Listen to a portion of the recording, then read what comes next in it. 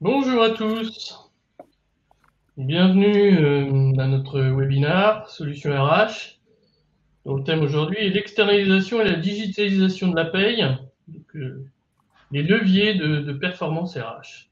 Donc on va attendre une petite minute que tout le monde se connecte, et puis on lance notre webinaire. Donc vous voyez, nous sommes encore confinés, donc vous avez des fonds qui sont divers et variés. Voilà.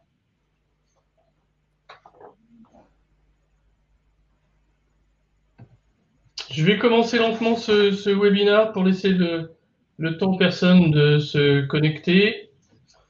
Donc, ce webinaire, il a été présenté à la rentrée 2020, en septembre. Il reste toujours d'actualité du fait du reconfinement, de la complexité de la paye. Puis on voit bien ce millefeuille législatif, ça continue. On a encore des décrets d'application qui ne sont pas encore diffusés, notamment pour les congés payés dans le secteur du HCR. Donc on est véritablement dans un millefeuille législatif étourdissant et il y a de plus en plus d'entreprises qui nous sollicitent. Donc c'est pour cela qu'on a décidé de refaire un webinaire sur l'externalisation de la paye et la digitalisation des processus. Voilà. Donc, au sommaire, on va aborder trois parties. La première, c'est pourquoi il n'a jamais été plus pertinent d'externaliser la fonction RH. La deuxième partie, c'est si on pensait le cycle de paye comme un plan de continuité d'activité.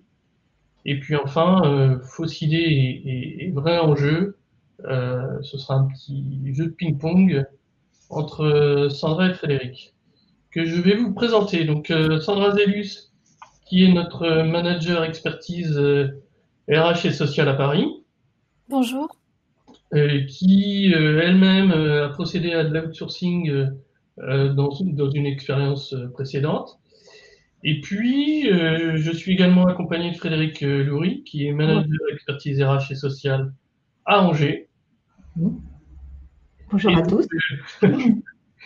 Et qui notamment est experte sur la paye fractionnée avec notamment la paye de dirigeants.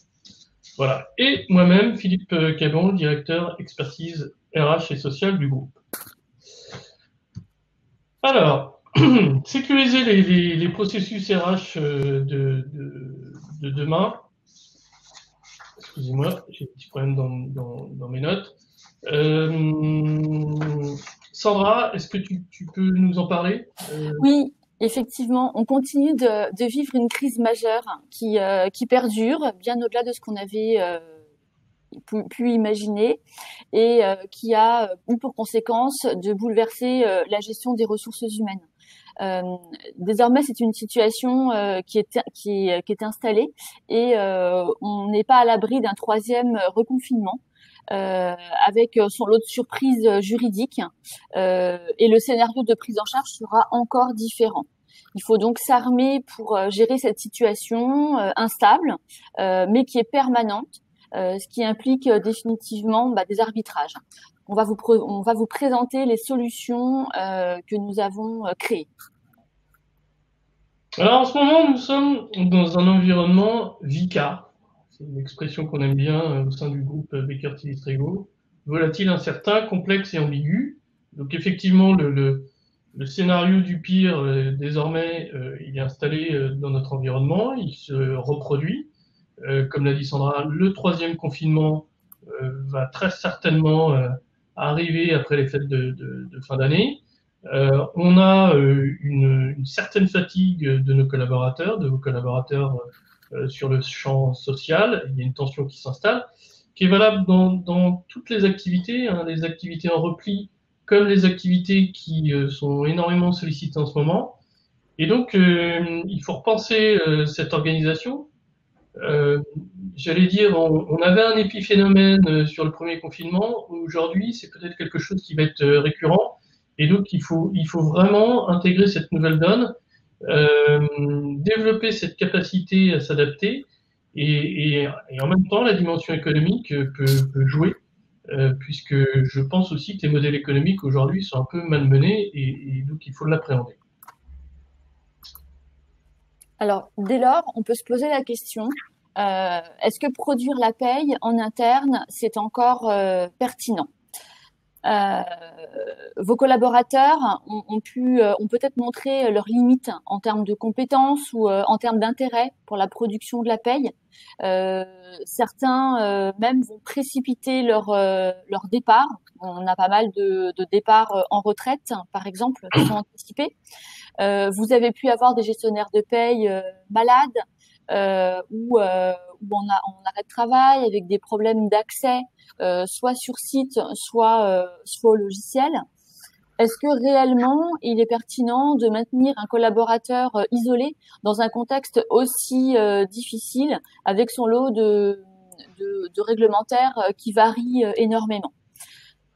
Donc, nous, ce qu'on peut vous proposer, c'est de donner des signaux forts à vos collaborateurs en termes de qualité de vie au travail, et également des signaux forts à vos salariés pour lesquels vous produisez la paye en termes de fiabilité et de sécurité, de sécurisation de la paye. Voilà pourquoi il n'a jamais été aussi pertinent, selon nous, d'externaliser la paye. Alors attendez, il y a eu un saut de slide. Voilà. Excusez-moi pour la technique. Aujourd'hui, on a 4 leviers pour réfléchir à cette externalisation. Donc, vous avez le premier levier, qui est le levier technologique. Aujourd'hui, on voit bien la limite des logiciels on-premise, c'est-à-dire hébergés sur votre propre serveur. Déplacer des gestionnaires de paye dans une période de confinement ou de pandémie, ça peut être compliqué. Au-delà de ça, effectivement, ça implique un aménagement chez la personne dans son foyer qui peut être aussi compliqué. Il peut y avoir des problèmes de connexion. Donc voilà, il y a cet aspect-là sur la typologie du logiciel que vous utilisez à l'heure actuelle, où il peut être de bon ton de se poser la question. Il y a également le niveau de mise à jour réglementaire. On a bien vu la limite, notamment de certains ERP, des logiciels généralistes qui n'étaient pas forcément spécialisés dans la paye. Là, c'est devenu compliqué. Il y a des lenteurs dans la production de la paye, puisque les logiciels ont un peu de mal à intégrer toute cette nouvelle donne. Il y a la culture papier et la culture Excel qui montrent ses limites. Et vraiment, c'est le moment de se poser la question de la digitalisation des processus RH et des processus de paie. L'autre levier ensuite, c'est le levier humain. Sandra l'a dit tout à l'heure, on insiste sur cet aspect-là parce que c'est une véritable tendance. On n'a jamais vu autant de collaborateurs paye qui, quelque part, baissent les bras et souhaitent aller vers d'autres horizons professionnels. Ensuite, il y a cet épuisement psychologique aussi qu'il faut prendre en compte, avec des gestionnaires de paie qui peuvent être isolés dans votre structure. Donc voilà, il faut prendre en compte également ce levier humain. On a également 2 autres leviers, le levier gouvernance et pilotage et le levier organisationnel. Alors, le levier gouvernance et pilotage, c'est en fait la capacité à prendre des décisions rapidement à partir de la fonction RH Paye. Ça va concerner, par exemple, le maintien de salaire, l'activité partielle de longue durée, le PGE. Donc ça, ce sont des sujets qui sont très importants et sur lesquels vous devez être réactif dès que les textes sortent. Le 4e et dernier levier, c'est le levier organisationnel. Ça va être votre capacité à maintenir les mêmes process à distance avec la même qualité. Qui fait quoi dans un contexte dégradé? Quel est le principe de substitution? Qui prend le relais? Voilà pourquoi pour nous on vous propose de penser le cycle de paye comme un vrai plan de continuité d'activité. Alors, avant d'externaliser la paye, vous devez vous poser les bonnes questions. Croire que vous allez supprimer un poste est complètement illusoire. En revanche, votre fonction RH, vous allez pouvoir la répartir différemment. Vous allez pouvoir vous pencher sur la sécurité des thèmes que vous n'abordez pas faute de temps. C'est le moment, par exemple, de réfléchir à ce que vous voulez développer en termes de pratiques RH. Votre entreprise est-elle en croissance? Quelle est votre stratégie dans cet environnement VICA? Vous n'êtes pas uniquement dans une démarche d'externaliser un simple service ou une brique. Le qui fait quoi est vraiment important à définir dès le départ. Et de cette analyse, nous allons pouvoir ressortir un certain nombre de préconisations et rédiger avec vous un cahier des charges. Et donc, nous vous proposons de vous accompagner sur la réalisation de ce cahier des charges. Alors, sur cet aspect-là, il faut avoir une vision globale de votre stratégie. Ce que je veux vous dire par là, c'est que l'externalisation de la paye doit être une conséquence d'une démarche globale. Et quand je dis conséquence, peut-être que en menant cette démarche, vous allez constater qu'il n'est pas pertinent d'externaliser la paye. Pour autant, vous devez passer par une première étape qui est le diagnostic de votre système d'information avec cette vision de digitalisation. Vous allez voir que il est possible que dans votre organisation, il y ait un gap assez important pour fluidifier l'information. L'étape numéro 2, ça va être effectivement d'analyser l'administration du personnel, tout le process de la vie du salarié, je dirais de l'entrée jusqu'à la sortie. Ensuite, ce qu'on vous propose, c'est de vous accompagner ou de mener vous-même un diagnostic RH sur tout votre réglementaire. D'ailleurs, on a réalisé un webinaire sur cet aspect-là que vous pourrez visualiser si vous le souhaitez. En tout cas, vous pouvez mener cette démarche vous-même en inventoriant toutes vos pratiques RH comme la mise en place du CSE, l'affichage obligatoire, la mise en place du DUERP, la réalisation des contrats de travail, tous ces aspects-là pour vérifier la fiabilité de vos processus. Et puis enfin, pour mener cette externalisation de la paye, ou pour le moins cette mise à plat de votre processus de paye, dans l'idéal, il faut réaliser l'audit de paye. C'est, je pense, une phase incontournable. Et là, effectivement, c'est notre métier, on peut vous accompagner. Alors, je le précise, on peut effectivement vous accompagner sur l'ensemble des processus, mais l'audit de paye, c'est vrai que c'est important d'avoir un regard extérieur, particulièrement sur cette phase-là. Ensuite, une fois que vous avez réalisé les premières phases qu'on vous a décrites auparavant, vous allez pouvoir arbitrer justement sur ce que je vous disais, à savoir sur le fait de pouvoir externaliser la paye ou de continuer à la gérer en interne. L'intérêt de cet arbitrage, c'est de mettre en place l'un ou l'autre des scénarios, mais ce qui est sûr, c'est que pour sécuriser votre processus, et tout à l'heure on parlait de plan de continuité d'activité, la meilleure solution, c'est d'avoir un logiciel de gestion de la paye en mode SaaS, qu'on peut vous mettre à disposition. On a 3 outils qu'on peut vous mettre à disposition, et sinon, effectivement, dans le cadre de l'externalisation de la paye, nous allons gérer avec ce même logiciel votre paye. Le processus de retour d'internalisation est possible, justement. C'est tout l'intérêt du mode SaaS. Sur la gestion interne de la paye, vous le voyez, on peut également vous accompagner sur le recrutement et la formation du gestionnaire de paye.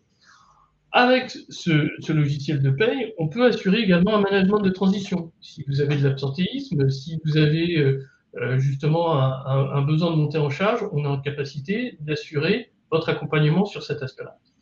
Et enfin, du fait d'avoir la paye produite à partir de notre logiciel, on va pouvoir vous accompagner à travers un pack sécurité pour vérifier ponctuellement ou avec une certaine fréquence si vous le souhaitez, la production de votre paye en interne. Voilà. Frédéric, maintenant tu vas nous faire un focus sur la paye fractionnée. On ne l'entendait pas, Frédéric. Non, je buvais tes paroles. Tout à fait, Philippe. Eh bien, pour ma part, comme tu l'as précisé en début de webinaire, je vais vous parler de mon domaine de prédilection, à savoir la possibilité de pratiquer l'externalisation partielle d'une catégorie de vos payes. Alors, je vais vous prendre comme exemple la réalisation des payes de dirigeants, un membre de CODIR qui reste un vecteur sensible au sein d'une entreprise. En effet, il y a souvent le versement de primes exceptionnelles ou d'indemnités de départ, de licenciement, voire transactionnelles, qui en général sont des montants assez conséquents et où la notion de confidentialité est souvent mise à partie.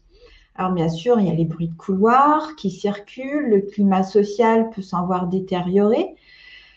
Et pour, je dirais, un petit peu chanter cette partie, il vous est possible d'externaliser partiellement cette catégorie de paye auprès de Baker Tilly Strego. C'est ce qu'on va nommer un petit peu dans le jargon de la paye fractionnée. C'est quelque chose qui est tout à fait possible et un jeu tout à fait réalisable puisque les caisses sociales connaissent complètement cette partie. En fin de compte, cela va consister à déposer auprès des différentes caisses deux fichiers distincts. Un qui sera déposé par l'entreprise en elle-même, sur les payes qui restent gérées en interne par vos services, et un deuxième fichier qui, elle, viendra de l'extérieur, donc de Baker Tilly Strego. Voilà. C'est vraiment quelque chose qui est pratiqué depuis de nombreuses années auprès des caisses, que ce soit du régime général ou du régime agricole. Il n'y a aucun souci par rapport à ça si on respecte le cahier des charges. Il faut savoir aussi que ce type d'externalisation peut répondre, il n'y a pas que les payes de CODIR, ça peut aussi répondre à une attente lors d'une reprise d'activité dans le cadre d'un rachat où les activités sont complètement différentes et il y a une nécessité de temporiser la situation, notamment quand il y a des usages différents au sein des deux structures. Voilà ce que je peux vous dire en tout cas sur ce sujet. Oui, alors il y a, comme tu l'as dit, Frédéric, nous avons des clients qui effectivement aujourd'hui ont une équipe stable RH. Dans le cadre d'une croissance, ils ne veulent pas déstabiliser leur équipe actuelle et pour le coup, ils nous confient la paye soit de cette filiale, soit de cette effectif qui va être par la suite intégré dans le reste de la population sociale.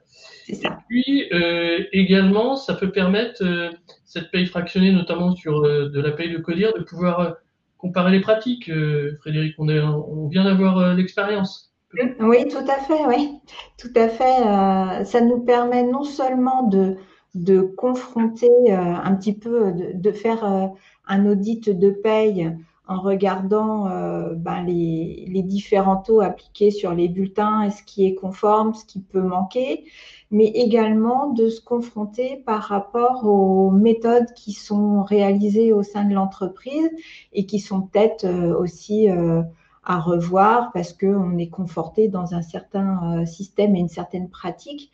Mais en soi, ça permet justement un petit peu de revoir et de remettre en question les pratiques. Voilà. On va passer désormais aux fausses idées, vrais enjeux. Vous voyez la petite image avec l'iceberg. La paye, ça paraît toujours très simple. On s'imagine des choses, mais souvent l'envers du décor, il faut bien l'appréhender. Oui, en effet, il y a un certain nombre d'idées reçues qu'on voulait évoquer avec vous. La première, c'est externaliser la paye fait-il gagner de l'argent? Je dirais que forcément, ça a un coût, mais ça permet, comme tu l'avais précisé, Sandra, de revoir un petit peu et de redéfinir le qui fait quoi au sein de l'entreprise et de redonner de la valeur ajoutée à d'autres tâches en le confiant aux collaborateurs de paye et du coup de redonner un petit peu aussi de réagencer, je dirais, la gestion interne auprès des managers. Est-ce que externaliser sa paye permet aussi de se débarrasser des problèmes de collecte d'informations? On sait que c'est très lourd pour les entreprises. Qu'est-ce que tu peux nous dire à ce sujet? Comme tu l'as précisé également, hein, c'est illusoire de penser qu'on va supprimer des postes et que tout va être redonné à l'externe. Bien au contraire, hein, cela permet de recentraliser, de coordonner en interne les différents flux d'informations des éléments variables de paye. D'ailleurs, je me permets, on constate dans le cadre de l'externalisation de la paye que souvent la fonction RH agit énormément à la place du management. Donc ça permet aussi de recentrer la fonction management, notamment dans son suivi de gestion des temps et des informations à remonter à la fonction RH. Tout à fait. On est à un moment où on digitalise beaucoup les flux, on peut également automatiser les reportings. Est-ce que ça va vraiment nous simplifier la vie? Je dirais que l'externalisation, en effet, va aider dans le reporting et va mettre à disposition des outils de retranscription. Ça va permettre d'analyser, de mettre en place des plans d'action en avant, comme par exemple la BDES ou un certain nombre de tâches RH, en effet. Et la confidentialité dans tout ça? La digitalisation des informations, des documents sur les systèmes, elles sont verrouillées. Donc, les payes sensibles restent vraiment gérées en interne auprès de nos services. Et ce qui est retranscrit après au sein de l'entreprise, donc en retour, reste, je dirais, géré en masse salariale globalisée pour qu'il y ait un retour non identifiable au sein de l'entreprise. D'accord. Et mon gestionnaire de paye, qu'est-ce qu'il devient? Il est toujours là, heureusement pour nous. Heureusement pour nous, mais en effet, il aura plus de tâches, je dirais, à valeur ajoutée, hein, comme précédemment évoqué. Et il devient un petit peu le coordinateur et le support de fonction dans la gestion des flux. Alors justement, on va peut-être arrêter de l'appeler gestionnaire de paye une fois que la paye sera externalisée. Cette personne-là, dont on va dégager du temps, Sandra, potentiellement, qu'est-ce qu'elle va pouvoir faire? Alors, souvent dans les entreprises, le gestionnaire de paye, il passe beaucoup de temps à collecter l'information. Tu l'as rappelé, Philippe, effectivement, il peut se substituer aussi à des fonctions de manager. Et en fait, dans l'idéal, il faut vraiment responsabiliser les managers pour qu'ils reprennent ce rôle. Le gestionnaire de paye les accompagne dans cette action du fait qu'il y a moins de récurrence, la paye en fin de mois. Il peut également se consacrer à des sujets de fond comme travailler la marque employeur, par exemple. Il va également disposer de plus de temps pour préparer les éléments du CSE, par exemple. On pense également au télétravail. Et puis l'urgence RH est priorisée sur les urgences paye. Par exemple, on a le document unique d'évaluation des risques qui doit être tenu à jour dans le cadre de la pandémie. Ça peut être un projet managérial, ça peut être également du temps dégagé sur d'autres thèmes qui sont importants pour votre entreprise.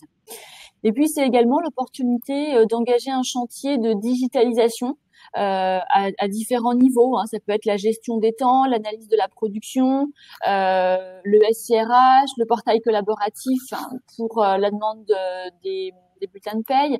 Ça peut être également les bulletins de paye électroniques.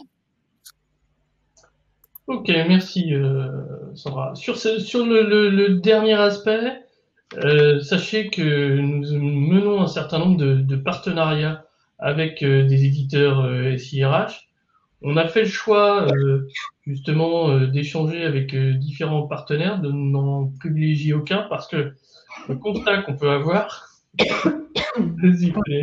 le constat qu'on peut avoir, c'est que cet aspect digitalisation, il évolue fortement. On l'a vu lors du premier confinement. Nos partenaires éditeurs nous ont dit, voilà, on a des demandes de suivi de télétravail qui font que ce développement devait être fait, on va l'accélérer. Aujourd'hui, on a une demande très forte par rapport à ça. Reste avec nous, Frédéric.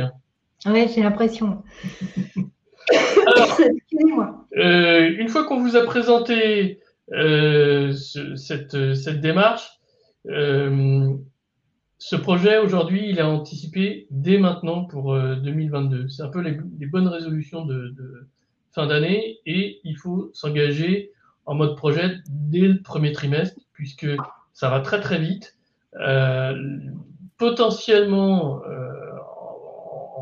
en mode dégradé ou pas de charge, on peut imaginer des migrations au premier trimestre 2021. Je dis au premier trimestre 2021 puisqu'après ça peut être un peu plus compliqué dans le sens où malgré tout vous devrez piloter 2 systèmes de paye. Pourquoi 2? Puisque précédemment on pouvait plus facilement intégrer les DSN. Pour autant, aujourd'hui, avec la gestion de l'activité partielle, ça peut être problématique sur cette période-là pour comparer les 2 aspects. À ce propos, Frédéric est experte sur ce sujet-là et donc je crois que tu as réalisé un webinaire sur ce thème-là, Frédéric. Oui, tout à fait. Ouais. Comme tu le disais, Philippe, ne mettez pas en risque votre organisation. La période est encore compliquée. On peut être à vos côtés vraiment pour vous accompagner sur le domaine et vérifier l'activité partielle et vous accompagner dans des démarches réflexives puisque il faut aussi un petit peu se projeter, je dirais, sur 2021 avec l'activité partielle de longue durée. Et à ce sujet, vous pouvez bien sûr consulter nos différents supports sur notre chaîne YouTube parce que, comme tu l'as précisé, Philippe, nous avons fait de nombreux sujets sur l'activité partielle et voilà, c'est tout à fait consultable sur notre chaîne. Oui, nous avons un flash actu toutes les semaines sur différentes thématiques, pas que des thématiques RH, il y a également des thématiques fiscales et comptables. Voilà, on a fait le tour de ce webinaire. Est-ce que vous avez des questions? Vous pouvez exprimer vos questions dans le chat. Je suis pas allé encore le voir. Donc il y avait notamment une question qui était de savoir si le support était disponible. Bien évidemment, vous allez pouvoir le récupérer.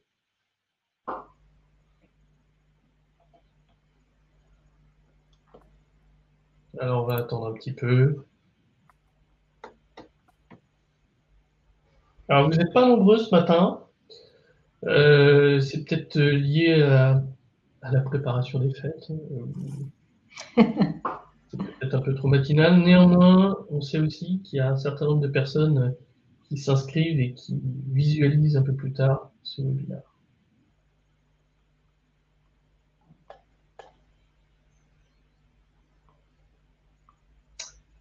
Bon, pas de questions. Écoutez, je vous remercie d'avoir assisté à ce webinaire. Sachez que nous en organisons très régulièrement et 2021 sera aussi une année fournie en informations et en présentations de ce genre. Je vous souhaite une bonne journée et de joyeuses fêtes de fin d'année. Bonne journée à tous et bonne fin d'année. À très bientôt. Attendez, excusez-moi. On a eu des questions au dernier moment.